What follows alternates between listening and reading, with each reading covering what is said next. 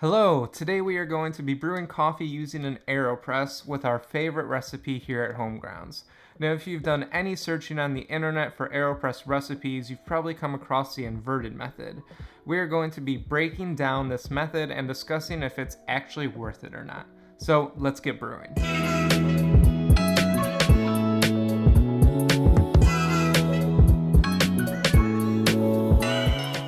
Hello, my name is Stephen Holm and I am with Homegrounds. We're a place designed to help you brew and enjoy better quality coffee right at home. So if you're new around here, be sure to subscribe to our YouTube channel so you don't miss out on any of our brew guides, reviews, or anything else coffee related. Now, if you're familiar with the Aeropress, you know just how flexible it is. You can brew various amounts of coffee at different strengths, but today we're just going to be focusing on one recipe that's simple and easy to replicate to make 1 cup of coffee. For this recipe, you just need your Aeropress, a filter, some coffee, and a way to grind your coffee, preferably a scale to measure everything out, and then a way to heat up your water, such as a kettle. So we're just going to jump right into the recipe using the normal Aeropress brewing method, and we'll talk more about the inverted method later on. So I've already started with weighing out 17 grams of coffee, and we are going to go grind this on a medium fine setting. In my case with my Baratza Encore, I am on setting 12.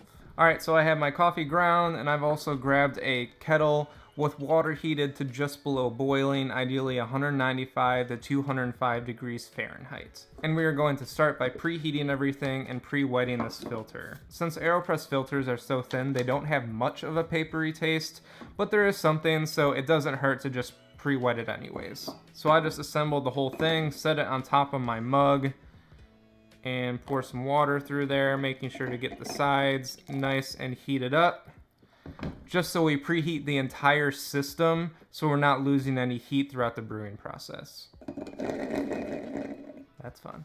Make sure to dump that out, and we're going to add our coffee right into here. If you have the funnel, that's great, but I lost my funnel and paddle quite a long time ago. Place this on your scale, and we are going to be pouring in 250 grams or milliliters of water, and this is about a 1:15 ratio. And we are going to quickly stir this for a few seconds, and then we are going to take the plunger and just put it right up at the corner in there. And that plunger is going to create a seal in here, so no liquid should be dripping out of the bottom anymore. Okay, now after 1 minute, quickly just take this plunger out, give it another quick stir, and we are ready to begin plunging, just nice and slow. The entire plunge should take about 15 to 20 seconds.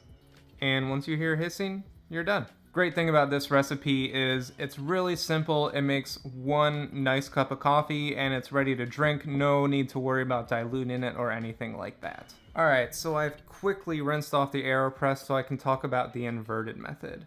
Now the inverted method is done by simply placing the plunger on the bottom and the brewing chamber on top, and then brewing right into this chamber just as we did before. The only tricky part about it is going to be when you place this basket on top and flipping it over, which we recommend just taking a mug, placing it on top, and flipping it all over together.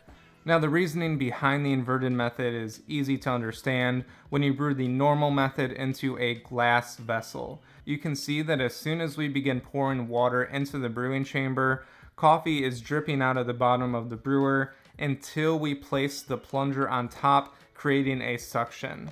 Now the reason this is an issue is because the Aeropress is a full immersion brewer, meaning that we are requiring all of the water to be in contact with all of the grounds throughout the entire brewing process.